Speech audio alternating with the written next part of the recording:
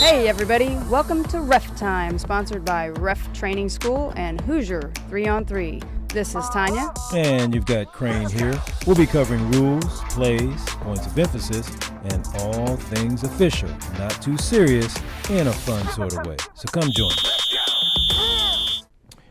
Hey everybody, welcome back to RefTime. I'm your host Crane Hearn along with Tanya Hearn. She told me that she wanted me to do all the talking today. Well, some of it anyway. You always do all the talking. I don't always do all the talking. Anyway, we have some great guests with us today. These two gentlemen are from New Haven High School. First off, we have Mr.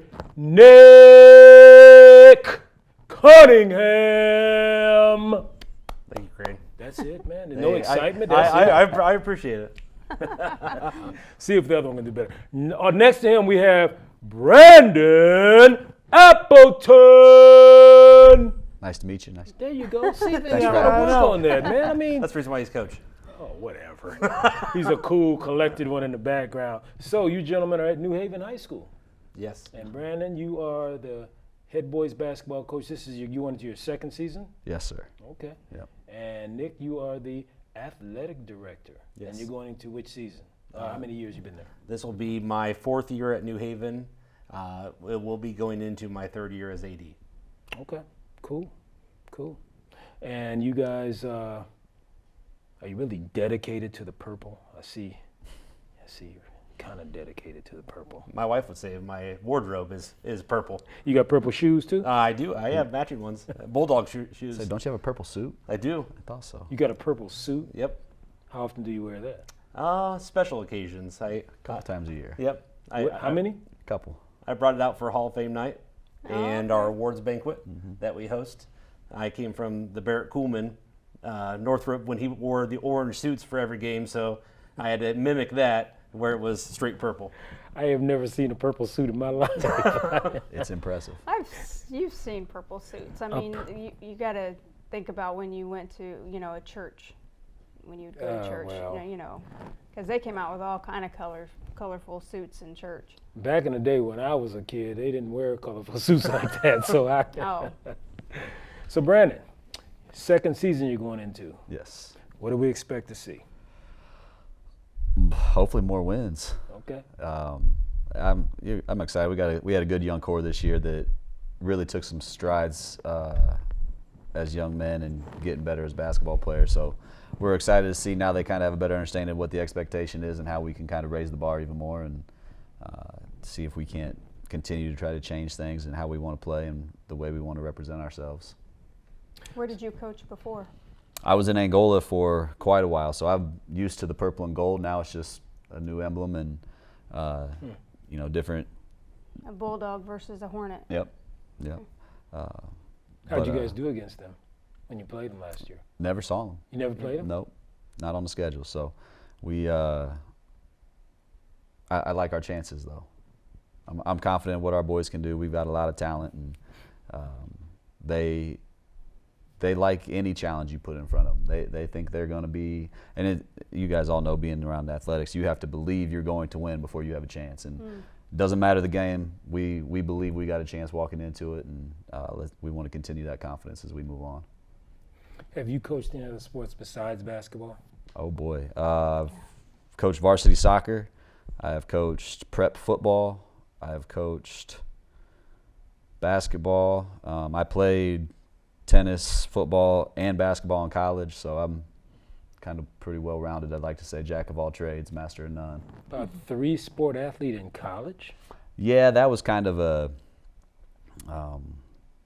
I don't know how that exactly happened. The tennis thing, I was in an extra year of school finishing up, and I had to take a racket sports class, and the tennis coach saw me play, and hey, you know what you're doing. And next thing you know, all because I dated a girl whose dad was a tennis coach in high school, I got pretty good at tennis, and I got my butt beat, but it was fun. We got to go down to South Carolina for a trip, so take advantage of those opportunities. New experience in athletics on the college scene. Absolutely. I don't know if I've ever met anybody who played 3 different sports in college. Nick's shaking his head. I have not. I was not good. I just showed up and let a bunch of kids beat on me, and then I'd tell them, well, I've been playing football and basketball for the last 4 years, and they'd look at me and, yeah. Where did you go to college? Tri-State. or Trine, sorry. Trine? Yeah, it's Okay. Back then it But was it was called Tri-State. it was Tri-State when I was there. It just dates me a little more now. Yeah, yeah. So. I remember when it was called Tri-State. So I'm curious about basketball coaches. What would you say has been your biggest challenge coming into New Haven versus when you were at Angola? Biggest challenge. That's a great question. Just getting young men to want to be coached. Oftentimes, we all have egos to a degree in what we believe in, and whether it's things you're hearing at home or things that are fed to you from other programs and coaches that you work with, and getting them to understand that I really could care less about the 84 feet in between, while we're playing. It's more about you as the person and what we're trying to accomplish in the bigger picture. And once we start getting kids to really understand, yes, we want to be successful on the court, there's no question, but as those things start to transpire, how that stuff translates off the court, I think speaks volumes to hopefully who we produce as players and people, and hopefully a little bit more even about what our program will hopefully stand for. So Nick, why did you guys, and I don't know if you're able to release this, but when you guys were interviewing, how many coaches did you have to go through to find? We went through, we had a good pool because New Haven itself is an attractive based on its history, and Coach would tell you, even walking into New Haven, the kids love basketball, love the sport, want to talk about it, and we had some interest as well, but the degree, the passion, I mean, it was immediately felt with Coach. Okay. So, and that transpired throughout the season, and our constant conversations that we have, we know we're in a good spot. Now, being the AD, do you have a favorite sport, or are you not allowed to, pick? I am normally not allowed to, but I enjoy watching all of them. I can say which one I know the most about is basketball. Okay. I've enjoyed coaching basketball myself to a degree, and learning the kids as well. The relationships are what's important to me when it comes to the kids. Now, are you a first-time AD, or did you come from somewhere else? This was my first AD job. Okay. I was a teacher at Northrop High School and at Woodside Middle School, and during COVID I decided to go back for my admin license and transitioned into East Allen. So I've kind of hopped around the districts in Fort Wayne. Okay. And how do you feel from, well, I guess, how do you like being an AD? I mean, is it what you thought it was going to be? Is it? Yeah, to a degree. It's very time consuming, but I enjoy it. My kids are still young enough where they're starting to get into sports now. I have a 10-year-old, an 8-year-old, and a 5-year-old, so they're starting to get interested. So I'm feeling that as well. So we're trying to figure out where to place them, what programs to go with, but also there's just a constant love and passion for every single sport and what it encapsulates for the kids. Well, and the beautiful thing about your job is you can bring your kids to work Absolutely. after school, Yeah, obviously. after school But- when they don't have activities. Exactly. That was one of the things I always enjoyed about officiating, because we could always take our kids with us when they didn't have activities. We could take them and they'd sit on the sidelines and watch a game or read a book or do their homework, and get spoiled because the schools a lot of times, especially back when they were younger, they would hey, do you want some popcorn? And our kids were like, well, yeah, You popcorn, want some ice candy, cream? Yeah. yeah, hot dogs, so they, a lot of the schools would spoil our kids, so. So you guys have both experienced that, right? Kids at school, you take your kids with you and they get spoiled by the school. Oh, absolutely. Yeah. So what do your spouses do? Mine is currently working to help me figure out how much time I take with my job.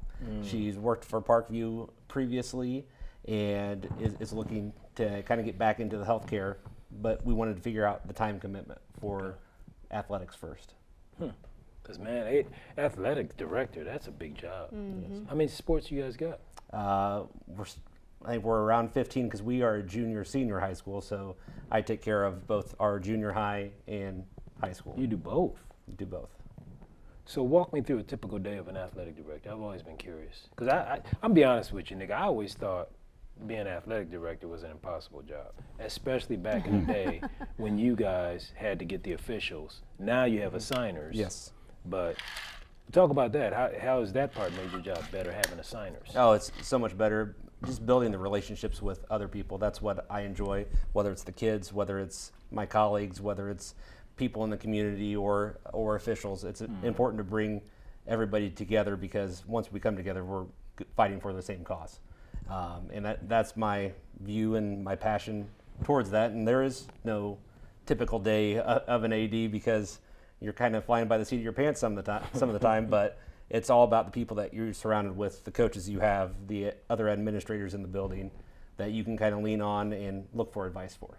Now, when I asked the question of a typical day, Brandon just kind of smiled like, oh, man. So why'd you have to look for it, Brandon? Oh, man. I tease him all the time. I wonder what he does. But I don't think I would want that chair. It's hard enough with the hours I'm putting in as a coach and a teacher. I couldn't imagine somebody that has to or puts as much time in as Nick does going to all these events. Yeah.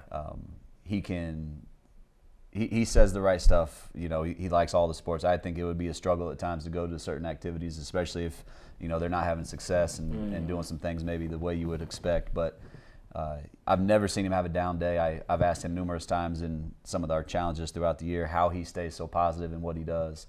Because, yeah, I get it from, you know, you, as a coach, you'll get it from a couple parents, but somebody that has to take it from all of the parents at all times. It's to be able to walk in with that smile and that positivity he does every day makes it a lot more enjoyable when you're showing up to work, for sure. You over here nodding your head like, Yeah, that's a big job. It is. So does it get hard to smile all the time? Like, I didn't think about that, but the stuff you have to, I was just thinking about all the sports you have to organize. Because you have, as an AD, are you required to attend so many home events and then so many away? That's what's so great about East Allen County is the administrators that we have in the building, and also with our superintendent and assistant superintendent, everyone's willing to lend a hand. When I accepted my job, and what I told Coach as well is, in East Allen, family comes first. That is the first priority, no matter what, and we hope to show that to the kids as well, but even bringing our family to the games, but also being there present for our family is most important as well.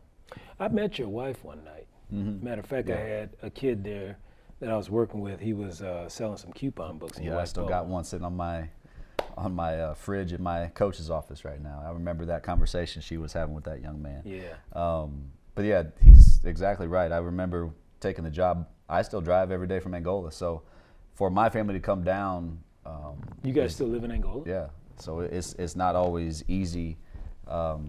As the year unfolded, my wife started to just continue to come more and more. And I bet a couple games in, she had no problems in terms of she'd talk to whoever was doing tickets, and she was in the door, and they seemed a lot more at ease than what I was expecting. You know, you're coming in a new area, you're not sure where to sit, what the crowds are going to be like, and things like that. And as the year continued on, my wife and kids kept showing up, and my children would sit on the bench for a lot of the games at times until I had to kick them off, and they just had no problems making themselves right at home. They've kind of grown up in a gym, so they do feel comfortable in most gyms. But why you have to kick them off the bench, though, Coach? Well, sometimes it's not necessarily me; it's more my wife. I don't really pay much attention to them, but my wife wants to make sure they're out of the way so I can do whatever needs to be done to get us where we got to go. Yeah, but that's got to be cool to be the coach's kid and just sitting on the bench, and it's the AD won't come and snatch him off, and he allows it. I'm like, we got to talk to that wife of yours, man. The kids love it. She can't be snatched like that. Well, usually they get there. Let Dad work. Yeah, they get there when we're having that coaches meeting there, and every time I don't get to see them much right now with what we're doing traveling. I'm out of the house pretty early before they're even up at work, so or getting ready for school. So when they see me usually at the game, the first time they've seen me is, you know, when I'm 7:30 at night having that conversation with Coach. So they will come up and interrupt my conversation, give me a hug and a kiss, and hey boys, love you, and time to work. So. Wow. So I'm curious though. I got to pick on you some more, man. This what was you guys' record last year? 14-12, I want to say. That's pretty good. Oh, that was your first year. You were 14-12. Yeah. I expected to hear something negative. No. What's up with that, man? How's he gonna come in and get a 14-12 record? Look at him, he's smiling like that's just the way we do it. We should have more. We still felt we had a couple games early in the season that we weren't. We were still learning how to play. Yeah, but 14 and 12, man, that's for a new coach coming into a brand new system. Isn't that kind of, is that not, How many that's not regular. seniors did you have on your team? 2, and one started for us. The other one didn't play a whole lot for us, but we got everybody else coming back. And like I said, we feel the future's bright. We got a young kid coming in as a freshman. I think is going to push for some varsity minutes as a freshman. And the 2 guards we have, Jadron Ezel and Tavar Baskerville, are 2 of the better ones in the city that we feel can really challenge at a high level. So tell me this, Nick. All the other programs, when they have new coaches, and you don't have to get into the details of which sports, but is that regular? Will coach come in for the first season and do this well? I think it's all about the relationships with the kids. And I can say Coach built it on the first day that he came down from Angola.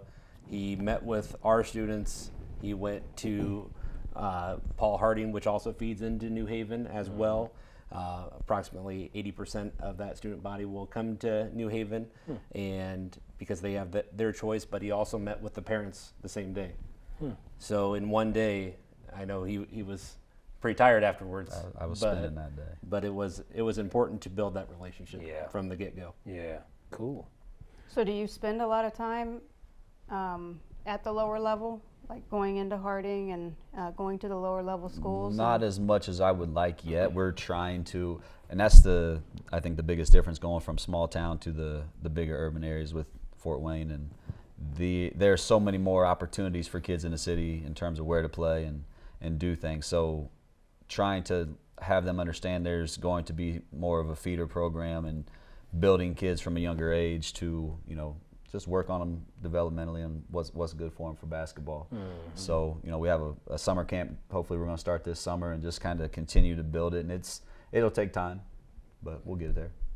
I've talked to some other school systems around the state, and some of them are very, very, I just say, unsatisfied with the development of their kids in terms of, like you said, the skills development. There's a lot of systems that are not happy with their lower level skills development. So are you putting a lot of emphasis from your level? Are you putting a lot of emphasis on helping develop the younger kids in the elementary levels and up? We want to. It is the give and take with the AAU system and how some of that stuff is set up. Yeah. How you feel about AAU system? Mm-hmm. It can have its advantages for certain kids. Yeah. Other than that, I think a lot of times it's a money grab. And if players have the desire to one day play in college, you need to go play. Now, even that to a point, if you're going to be a Division III or an NAIA kid, maybe you don't need to play it. But for coaches to see you definitely need to be on the circuit in some level. There's always a diamond in the rough where a kid will end up at a program in college and he might not have played any AAU, but those are few and far between anymore. And if you're going to sign up for that, understand what you're getting into, make sure your kids are going to play and not just sit the bench while you're paying all that money. You're there to play and work on those skills. But in terms of youth, I think everything is overcoached and overdone anymore.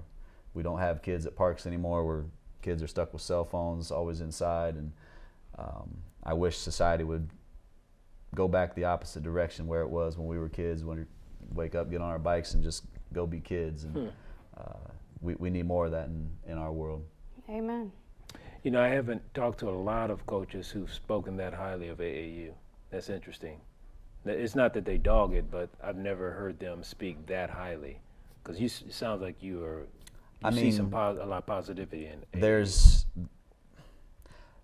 this game, if you use it correctly, especially with what they're doing with college athletics, can change your and your family's lives now. True. Something that wasn't around, when we were younger. And AAU's. I talked with a kid that plays JV at Blackhawk last night, and he was in Omaha last weekend and going to Kansas City the weekend before that, and just being able to go see the country in those ways, and all that is to get to California And I have another kid's going to Columbus this weekend, and that's all to get to an Under Armour activity that's going to be in some other state later in July. And being able to go see the country like that, I think those things are, you know, if you have the means and you can make those things happen, it's fantastic. I try to let most of those kids understand, if you're not on the EYBL circuit where they are paying for everything, know the cost and what you're getting into, because it can get a little outrageous. But those kids that play at that highest level, they don't pay a dime and they get to go travel the country. So if you can use basketball as a vehicle, man, use it to its fullest extent for sure. But just understand what you're doing. Make sure you have good coaches that, you know, want to get the best out of you and turn you into a better person, and not just riding coattails trying to get to that next job. And it's all about the kids. Little to do with me. Well, one of the reasons that we're really pleased to have you guys come on is we want to talk a little bit about our relationship with you guys in setting up our 3-on-3, which is the Hoosier 3-on-3. So if you guys are interested in more information about that, obviously it's HOOSIER3ON3.com. But I wanted to talk to you guys, going into that topic, what's your feeling on 3-on-3 and developing skills for young kids? I love it. More touches to the ball. Of any youth program that I've ever ran that was 6th grade and under was always 3-on-3. Now, I didn't pay him to say that either, folks. He said that on his No, own. that's just what it is. Especially seeing how 3-on-3 is in the Olympics now. Like, all right, there's even another avenue bigger where you could go see the world and use basketball as that vehicle. But even watching it, I would love to teach it more with kids, just because of the pace that it is, the spacing. It does force you, if you are limited in certain areas offensively or defensively, that you are either going to get better or get exposed. And those moments are needed in the development of a player. So I think it's just a good way to go about it. And as they grow, we can always add players and defenders and make it a full 5-on-5 game. But it's definitely something that is needed in the game. Now, the dates that we have for that are June 2nd. It's the 4 Mondays in June. It's 4 Mondays in June. But not the middle Monday. Right. So the 2nd. The first 9th. 2 and then the last 2. You got to memorize, don't you? 2nd, 9th, 23rd and 30th. 30th. Yes. Look at these two. They just got it on. They got it, Brandon. We don't have to worry about working He hard. just tells me when to show up. But yeah, we're looking forward to doing that at New Haven. This will be our first time holding the 3-on-3 there. Now, I got to throw this out, because one thing about our 3-on-3, the highlight of it is there's no coaching, no adult coaching. How you feel about that, Coach? Fantastic. One of the, and I've talked with Nick about this to a degree. Both of my children are 12 and 10, and they play AAU. And the only thing I keep thinking about is, all right, when I get to summer, how many times can I get them in the gym with no coaches? Yeah. Bring their teammates that are coached in AAU and stuff. Hey, bring your kids, and it's a free hour of babysitting by me. Let's just, if you're 10 to 12 years old and want to play, let's just play. And I'm going to sit there on my computer, and they might have a little problem, figure it out. If it's ugly, I got to step in, that's fine, but nobody was around when I was a kid to do that, so figure it out. And you know, that's part of the reason we wanted to do ours the way we do, is because kids get coached so much nowadays. You're talking about AAU, EYBL, all these other programs these kids are sucked into, recruited into, and everybody's always putting stuff on them. But like when we played, when we were younger, we didn't have that all the time. I know I didn't. I mean, I don't think EYBL was around. They're always told what to do, how to do it, when to do it. Yeah. But with our 3-on-3, you know, they're allowed to make those choices on their own. They're coming up with their own plays. They're coming up with their, you know, if this kid is told, hey, you're not a shooter, well, this kid gets to be a shooter today if he wants to be, or she.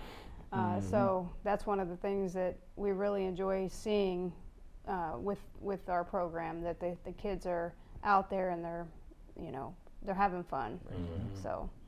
And the other thing, we're working on having referees on the court, so they'll get used to playing under the whistle, but they will be able to play under the whistle on their own, which is kind of different. I mean, when I played back in the day, you know, I go to the park or whatever, open gym, we didn't have referees, but it was interesting, because when I first got exposed to referees, I wasn't used to it. So we think that it's a good deal to get them exposed to referees, and if the ones want to advance and play in college, you know, the 3-on-3 to help them figure out some things. So. Absolutely. Yeah. And we also want to use it as a training ground for officials. Yeah. So, Because Lord knows we need officials. yeah. We do. Oh, So- Nick had something to say Yep. on that. What'd you say? You need them. Yes. You need them. Yes, we do. 'Cause And they so say- being able to train them in a standing position, that's one of the things that we talked about when we decided to come up with the Hoosier 3-on-3 concept was, using that as a training ground and teaching officials from standing position versus running up and down the court. Because there's so much going on when you're running up and down the court that you have to remember. People don't realize the steps that we go through. Excuse me. When we just even call a foul, there are steps to it. I've got to put my arm in the air. I've got to have a fist. I have to then remember which player I called the foul on. If it's a shooting foul, I have to remember the player that's going to be going to the free throw line. I have to go to the table. I have an area that I have to go to report the foul. I have to remember the color. Everything. There's so much that goes into it, and people don't realize, that there's steps to everything. And so it's been, our experience at just teaching people, even from a standing position is going to be very beneficial. At least they won't be out of breath. They'll be able to walk through the process. So. Now, unfortunately, we're going to have to let our coach go here soon. He's got an appointment to get to. But before he leaves, I got to give you. We always got to give you test questions. You didn't know this was coming, did you? Go right ahead. All right. Let's see if you pass this. Well, he didn't know he was going to be on tape. So. Okay. Yeah. Well, if you get the question right, you get some snacks. If you get the question wrong, we're going to kick you out of here with no. Don't be looking at it because you got to get the I'm question looking right at it first. for my kids. I'm like, all right, he's going to like that. He's going to like that. Oh, so we got to thinks he's give him gonna more get than one question. right. All right. So the first question I got for you, Coach, is state associations may alter the length and placement of the 28-foot maximum coaching box. True or false? State Oh, that's associations false. I don't think may they let us. alter the length and placement of the 28-foot coaching box. That's funny, though. You think we coaches care about that line? Oh, I know. I've refed you. I know you don't care about the line. He don't Do care you nothing even about know where the line is? Yep. He's like, give me a circle. I know Crane. it's there, but I don't really pay much attention to it.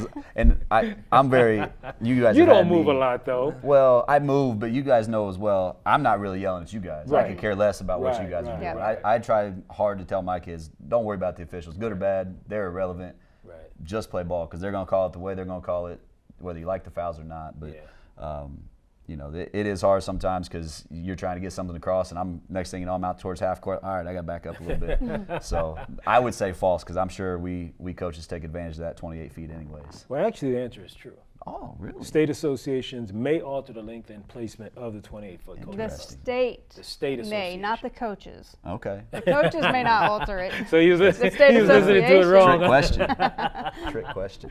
Oh, well, these are the kind of questions we have to pass in order to be an official. So Yeah, it used to be we had to pass 100 true-false questions in order to even get a license. Yeah. I was licensed at one point. Did you do the 100 questions or was it 50? How long ago? It's been a long time. Okay, so it would have been 100 then. yeah, it was- Because they just recently, within the last few years, changed it to 50 questions, and now it's not just true and false. Now there's also multiple choice on it. Well, let me give him another because we got to get him some snacks for your kids. Okay. Well, I got one for him. I'm sure he's going to get this right. Oof. All right. I don't know. He's been staring at the answer for the last 5 minutes. So I know right where my rule book is in my bag, though. I can find it. All right, these are all true false though. All right, a player need only have the front of the team jersey tucked in to be eligible to participate. Is that true or false? False. It's got to all be tucked in, doesn't it? you gonna go with that answer, or you want to change? Is that your final answer? Man, I don't know. The kids never want to tuck their shirts in. It drives me crazy. Yeah, but we're talking about the rule. Well, if it's the rule, then I got to say that's false because I've had players going without them tucked in and nobody says anything to them. So if either it's not enforced or the rule says you just have to have it. Man, no, the rule says it's tucked. It has to because they're always worried. They're always worried about appearance. It's got to look the right way. So yes, false. Get your prize. Ding, ding, ding, ding, ding, ding. He Yes. really studied that one. I mean, There are officials that do not enforce the rule. a lot of us don't enforce. Okay, I got one I more do for you. though. Yeah, we do. The playing of music and sound effects is only permitted during pregame, timeouts, intermission, and postgame. You better know That's the true. answer to that. It's true? No, they can't do it during timeout or during any other time but that. They like the I'll game read it times they again. can't. The playing of music and sound effects is only permitted during pregame, timeouts, intermission, and postgame. True. permitted. No, that means it's not, right? Permitted means it is that It's allowed. they allow it. Yeah, that's true. See, you guys trying to trick me. I would never do that, Coach. What you got, Nick? True or false? I'd agree. True. Oh, you just sloppy, just gonna follow him. No. You don't even, he didn't even bother. Ding, ding, ding. You're both right. Get some snacks. So you got 2 snacks for you. How many kids you got? 2. Okay, there you go. All right. Let's see, I'm gonna grab one. All right. I helped out on that one. That's right. Well, we appreciate having you, Coach. So I know we're going to take a little break here and let you go about your family business. But Appreciate it. I wish you guys luck this year, man. Yeah. Thanks for Looking coming. forward to it. Thank you very much. Thank you. Hey everybody, welcome to RefTime, sponsored by Ref Training School and HOOSIER3ON3. And welcome back. We're back from our break, and we have our guest still in the studio. You want me to say your name like that again? You want me to go ahead and do it again? You gonna show more emotion if I do it again? I'll show a little bit more. All right, here we go. In the studio, the one, the only, there is no other, athletic director from New Haven High School, Nick Cunningham. That's all I got. Wow, that's all I got. Now you were an athlete, right? Yes. How did they say your name when you? About like that, and And you just walked And in. that was, I went like this, and that was your so. emotion? What sports did you play? Basketball. Okay. For 4 years. Where at? Winnemac High School. I don't think, have you ever refed in Winnemac? Where is it? It's an hour and a half directly west of Fort Wayne. I think Just I've south been of to- Plymouth, Yeah. right by Rochester. Yeah. You've been in I've never I think refed I in have. It Winnemac. sounds real familiar. I think I've been there. That's out there near where you used to live, isn't it? Yeah, I It's mean, Rochester. Rochester. How do you say Will it? you please? Rochester. Thank you. Rochester. Rochester. The Rochester Zebras. Rochester. No, there's no K. Rochester. No, He's getting confused No, I'm now. getting confused. I don't know why he puts a K there. I just do it to annoy you. It's fine. It's so annoying. All right, Coach. You say you, well, Coach, athletic. Have you Yeah. ever coached? Yes, I coached 4 years JV girls basketball at Northrop, Okay. and then 6 years 8th grade girls basketball at Woodside Middle School, feeder into Homestead. So you've done all girls. Yes, Never coached boys. never I coached don't boys. remember you coaching at Northrop. I think I remember you. Well, yeah. So- I mean, I did a few games there. So what would you say is, since you've never compared boys to girls, what would you say is the one standout, pleasant highlight about coaching girls basketball? I go back just to the difference in relationships, just how having to deal with kind of their emotions, but also their intrigue and their ability to really grasp the knowledge at a very quick rate. At least the teams that I've been a part of. You know, one thing I notice about him, he talks a lot about relationships. Is that what helped you get the athletic director job? You all about I like relationships? to hope so. You always smiling, always talking about relationships, and As a teacher, I was big on relationships. And what did you teach? I was a special education teacher Oh, okay. oh, for wow. 10 years. Wow, That, you got that, a big heart. that That's- sounds exhausting. That's Yeah. a big job. But that's dealing with parents, kind of dealing with what I do now at almost a smaller stage. So I'm curious now. You got me curious. Doing special education teaching to children, especially who fit into that, versus dealing with parents who are, well, the parents of those kids versus the parents of your kids of athletics.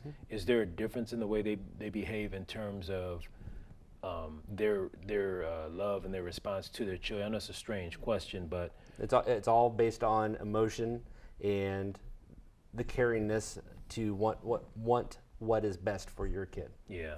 And I see that in both fronts. Okay. And that's what intrigues me about constantly doing this job, is building the relationships with the kids, but also the parents. Then we as the school all combine to help that kid out. Are there some special education kids that are playing sports? Absolutely. Okay. And dealing with their parents versus the parents who are not special education parents, there's no difference in dealing with those people? Not to a degree that a person from the outside would notice, because at New Haven we have our unified sports as well. So we have our partners and our athletes, our general education peers, partnered with some of our more intense special education peers, working towards an IHSA sport and a Special Olympic sport and champions together. And obviously we have our sports that everyone else would know through IHSA. What are some unified sports? So unified flag football, Okay. unified track, What is unified track? What does that mean? that they have a specific grouping of athletes, which are your disabled peers, along with their partners, their gen ed peers that they partner with and run together. So it's building kind of camaraderie when it comes to the school I relationship. never heard of that. Have you heard of that, Tanya? I have Unified heard of it, track? yes. But I mean, I didn't know what all it entailed. But yeah. Are those the only two unified sports? Those are you the have? only two, and then that New Haven does. Okay. There's several throughout the state, and then in the winter we do Champions Together basketball. What is that? That is where our kids that would qualify with a IEP are able to participate in front of. We do it at New Haven in between our JV and varsity games. So our gym's packed. Basketball. Okay. So our gyms are packed, and the student sections go wild for everybody. Now, how often do you guys do that? We have about 6 games. 6 games that you For- do? yep. Boys and girls? So it's co-ed. Okay. Now, you were telling me earlier before the show that you guys have adopted a few new sports Yes. at the school. Boys volleyball would be one. Yes. That's been fun. Yeah. You said girls flag football. Girls flag football is coming in the fall. Okay. And then girls wrestling. Girls wrestling as well. And you said how did you guys do in wrestling? We finished top 10 in the state this year. The previous year, when it was still an emerging sport, we were state champions. Really? So He said that with just a little bit little of bit of pride. pride. Just a little bit of pride. And your boys volleyball. So I was just there the other night. They look pretty good. yeah, it is fun to watch them play. It's different than girls when it comes to kind of the environment as well. And I love seeing. The best thing about New Haven is the diverse community, and seeing the kids that haven't played a varsity sport before now competing on Yes. the biggest stage. And here in a couple weeks they go into sectionals and Yep. at Southside. Yep, that's going to be exciting. It I'm is. kind of hoping to get a sectional. But yeah, I was there the other night. It is amazing to watch the dynamics between the boys and the girls volleyball programs, and just how boys just can naturally run, and they just stick their foot out and kick it, and it will, like, they're placing it where they want it to go. And I'm like, it is amazing. Yes. Are some of them soccer players? Some of them are. Yeah. Previously, we had mostly basketball players, so now that it's a IHSA sport, we have more of our community involved in it as well. So it's awesome to see. Yeah. I just had you guys last night at Norwell. Okay. Yeah. And you guys have the same coach for boys and girls? Yes? No. No, we do not. Oh, I thought that Ashley. No, for New Haven? For Leo. You had Leo. I'm sorry, I had the wrong school. Yeah, I'm you didn't sorry. have New All these Haven. purples are East Allen. confusing me. Yeah. Leo does have the Yes. same boys and girls. Is Leo coach. purple? Yes. Yeah, that's what I thought. Yeah, They're purple okay. and white though, not purple and gold. Yeah, but I just remember the purple. Yeah. That's all I remember. Yeah. Leo's coach is Ashley. Yeah, I'm sorry. I Yeah. had the wrong coach there. No, but New Haven's coach, because you were there with me the other night, is the boys' coach is the assistant coach for the girls. Formally. Formally. So we Okay. we have a new girls volleyball coach that will be entering her first season with Oh. with a new staff, and Matt went with the boys Okay. and is finding the differences and the love for that. Awesome. Well, he does a wonderful job. Absolutely. You know, he rarely says much to the officials, but every now and then he wants Right. to say something. But Now I'm placing him. Now I know Yes. who he is. Yeah. yeah, you stood out yeah. in the hall and talked to him for a couple Yeah. minutes. Yeah, before yeah, the yeah. game. I like him Yeah. as a coach. He's reasonable. Absolutely. He'll ask a question, you give him a reasonable answer. He's good. You give him an unreasonable answer, he's gonna ask a couple more questions and make you answer them correctly, which is fine. I mean, as a ref, we need to be held accountable just like coaches do. All right, so we got to get some questions this young man. See if I can stump him. Well, he's got to get at least one more piece of candy. He's got 2 kids. I got 3 kids. Oh, he needs yeah, I 2 need more 2 pieces. more. Well, I got to give him some real doozies then, because I don't want his kids to get my candy. So that's the way that works. Okay, a team member may wear jewelry provided he or she does not become a player. Is that true or false? Do they step foot on the court? Well, You said do they, or you said? Yeah. Will they step foot on the court? warm-ups probably. Then no. False. You gonna stick with that answer? Yes, I will. He's trying to play. He's trying to play poker with me. Ding, ding, ding, ding, ding, ding, ding. You got it right. Thank you. I got to make sure he's not looking over my shoulder. I know. It's the conversations I have with the officials before the games. That's That's how you learn the rules. How do you feel about kids wearing jewelry in high school sports? Because in basketball, we Well, don't some allow sports it. allow Right. it, don't they? Volleyball, Well, we like allow it. volleyball now has changed to where they can wear studs, Yes. chin and up. So anything below the chin. And that's what threw me off the other night. I almost started discussing it with one of our players, and I'm like, oh, no, I'm going to hold off on that because I'm used to basketball where it's you can't. Yeah, I was actually working with a guy I don't know, it's within the last couple weeks, and he went to tell a kid that he had to take his jewelry off, and I was like, no, he can wear that. In he was like, volleyball. Yeah, and he was like, oh yeah, I forgot. Yeah. Because it has always been no jewelry. Right. And then with volleyball, if you do club volleyball, it's completely different. They wear hoops and all kinds of necklaces, and it's a mess. And Yeah. I For think officials.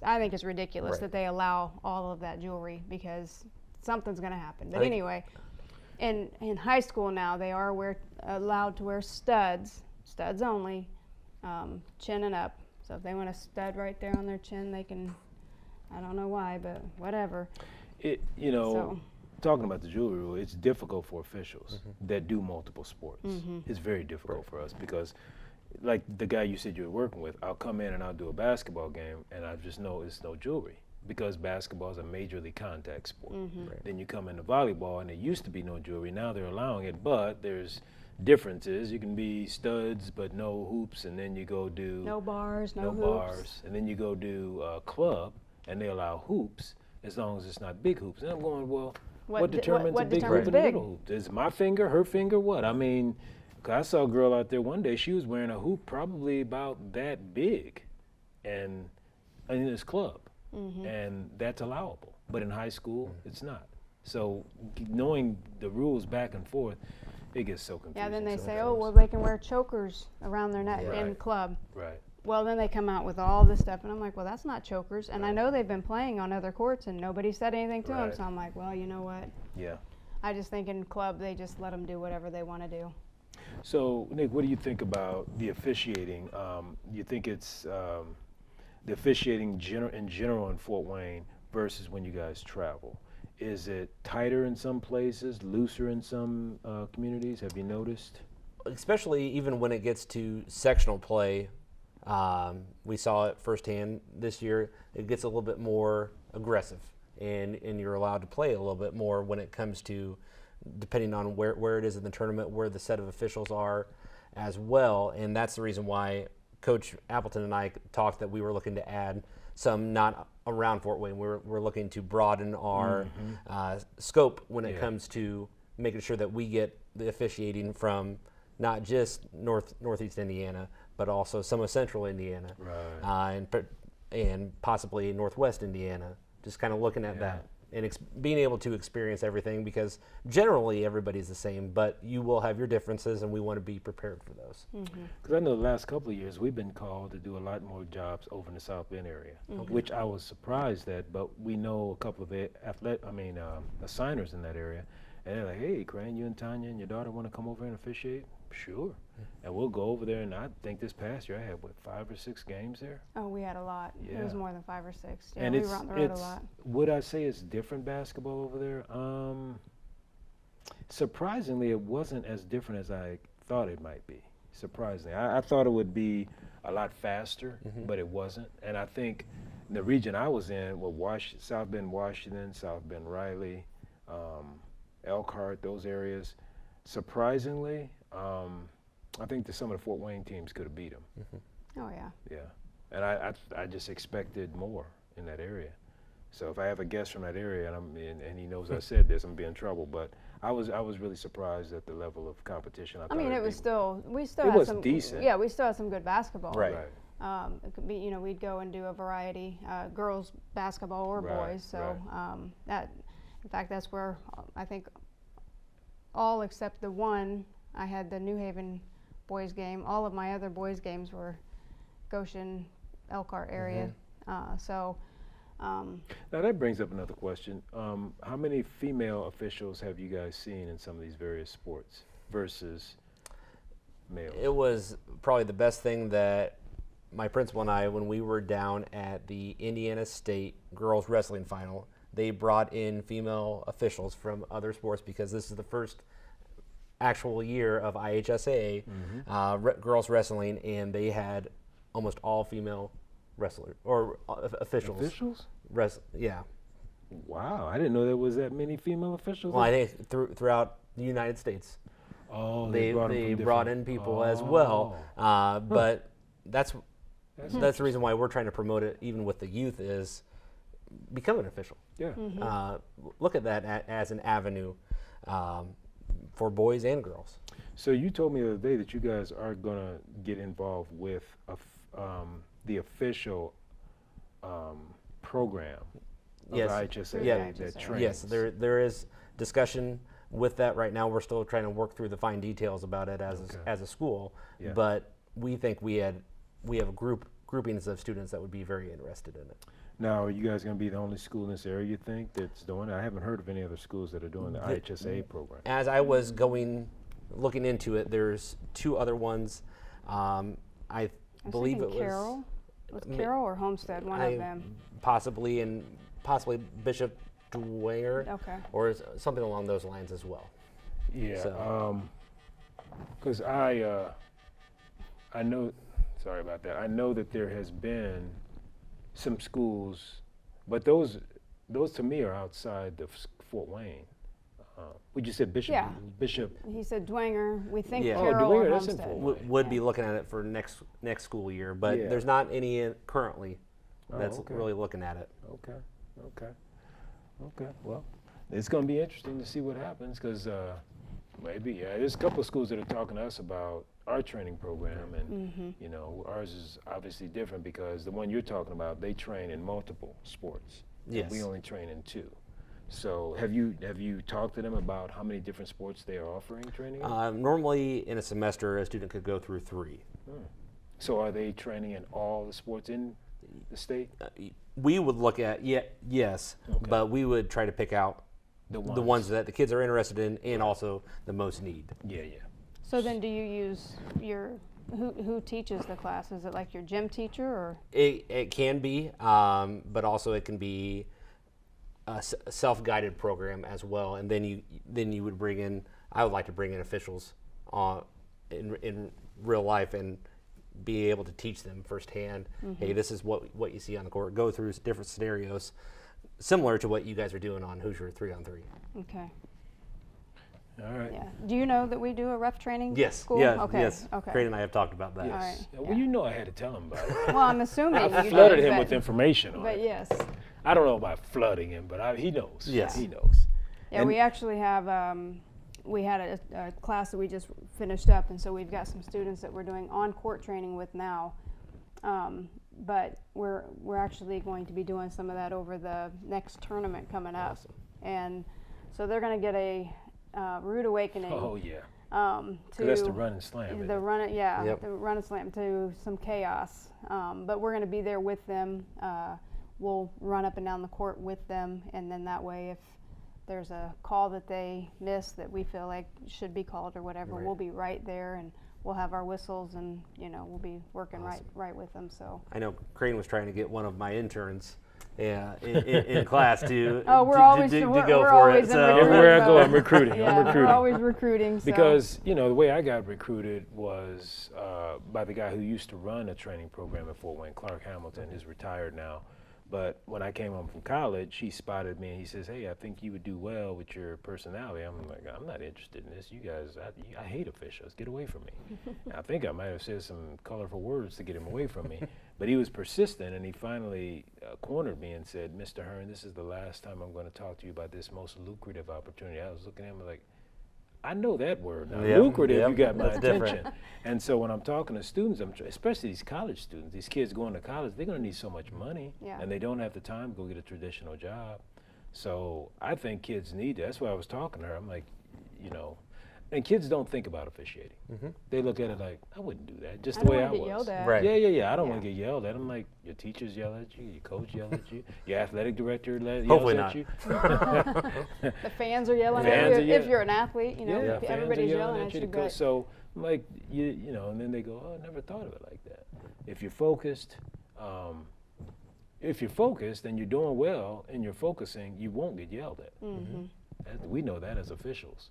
But there's always going to be somebody yelling at you because this side doesn't like well, it's the not call. that you're not going Right. to get yelled at. It would be more that you don't acknowledge it Yeah, because you're right. focused, You're focused. Yeah. on what it is that you're doing. Yep. But the reason, I know that he's probably told you, a lot of the reason that we started this was because we wanted to get more females into officiating, younger people, more people of color, and so that has really been our target audience because, I want more people that look like me, and so that when I go into a school, they're not like, oh, we got to put you way over here in this closet, and then we're going to put the guys in this locker room, or Yeah. whatever, because there have been schools I've been put in a closet. But, it is what it is, and I know it's part of the growing pains, and so I just feel like, well, I guess in some ways I'm paving the way for the younger generation so that when they can, when they start officiating, that it's more commonplace. Right. So. And another reason we want to get more women is so you don't have to bring in females from other parts of the Right, Right. right. to do one Right. sport. Yeah. Got another question for you, AD. Use of profanity by a player or fan is an unsporting act. True or false? True. So fans can't. Is it unsportsmanlike or unsporting? Don't ask me. I'm asking you. Don't try to reverse the question. You're the official here. Use of profanity by a player or a fan is an unsporting act. True or false? True. We're gonna stick with that, huh? Yes. Ding, ding, ding, ding. I didn't get him yet, T. No, you I know what you're looking for. You're not looking for another patch.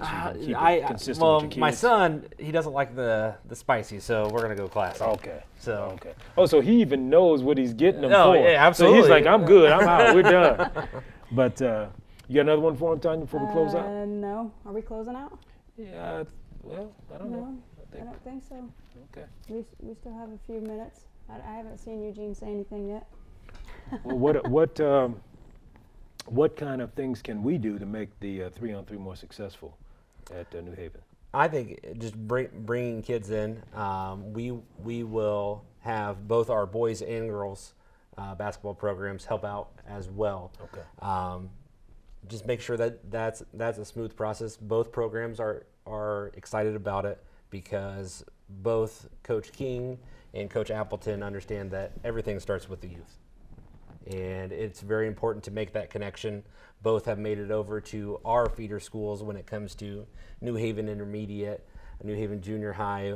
They've been over to Prince Chapman and Paul Harding as well, just to discuss, just to reach the kids and reach the parents as well. So how can we get more?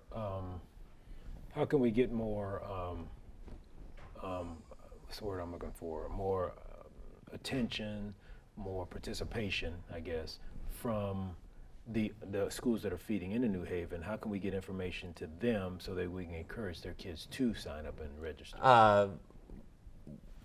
We tried to post as much on our socials as possible when it's New Haven Athletics. Okay. Anything that based, just getting flyers out to the kids as well, just making a conscious effort to be involved with their schools. I know our coaches have been over just to their lunchtimes and just had conversations because as a young athlete that was growing up, I enjoyed seeing the high schoolers come. And I said, if I could have some of our players that will be returning that they've seen on the court hey, one day I want to be like him. I want to be like her. There's nothing better, and that's what we've done with basketball. That's what we've done with girls wrestling as well, with our state champs, Juliana Ocampo and Easton Doster for the boys' side, just getting them involved with the youth and having them be present, but also just inviting the community into New Haven, I think has been very beneficial. So you think it would be beneficial for us to show up at the middle schools and do some advertising? I think that'd be, at least that would spark that intrigue of the kid. I think seeing a face-to-face interaction does wonders. Because I'm thinking in my mind, one of us can go in there wearing a Hoosier 3-on-3, the other can go in there wearing a referee shirt. What do you think? Get them thinking about? Well, it definitely bring attention. Yeah. So You got another question for her? I do not. Wow. You I supposed know. to be- I was looking at the questions, but I don't see anything that I want to. Okay. He wants Here to be you go. tested. The head coach is responsible for the conduct of all bench personnel. True. At least that's how I view my coaches. Is if I'm standing at the end of their bench, that I expect them to handle business as well. Ding, ding, ding, ding, ding. He got that right. Yes, he did. Gotta give it to him. Let's see. So now he's able to get something for the wife. Oh, you're right. I should probably do Oh. that. You didn't even think about her? No, wow. that's most important. That's the reason why we got barbecue here. Wow. Let me see. If the ball is to become dead when the last free throw of a penalty is unsuccessful, players shall not take positions along the free throw lane. True or false? You're gonna have to repeat that one. Okay. That was a lengthy. Yeah, it was. If the ball is to become dead when the last free throw of a penalty is unsuccessful, players shall not take positions along the free throw lane. So, last shot to be taken of a penalty, not just a foul, but a penalty. The players are not to line up on the free throw lane. Penalty, like Don't be asking flagrant? me Don't be asking me questions, man. You got to answer the question. You can't reverse it. I am not afraid to ask questions. That's what I enjoy about my job is the intrigue. I'm and- afraid to answer them because I'll be giving you the answer if I answer your questions. And you know, I know that's what you're up to. That's right. We'll go true. You can go true? I lost my question. Where is it? It's true. Ding, ding, ding, ding, ding, ding, ding, ding, ding, ding. I could answer that. I don't need to look Well, at the give book. him an example then. So yeah, after like a technical foul. Technical. So Well, what did anytime- you say? You didn't say technical. He said flagrant. Flagrant. Well, yeah. yeah, technical. Yeah. So Now, flagrant. what's the difference between what's the difference between a flagrant foul and an intentional foul? What are the penalty differences? Yeah, that's a bonus question. That is a bonus. You one. might get a basketball. That's for not this a, one, that's right? not a true false question though. I'm not sure. That's not. What constitutes a flagrant foul? Give me an example. When you purposely push someone, when they're running with an open transition basket, that you stop them and you push them to stop that transition from happening. Actually, a flagrant foul is basically with the intention to hurt. Okay. It's more like a fighting foul. Yeah. Okay. Yeah. So, you did good. intention. What you described is more of an intentional foul. Okay. Yep. Ding, ding, ding, ding, ding. You get another one.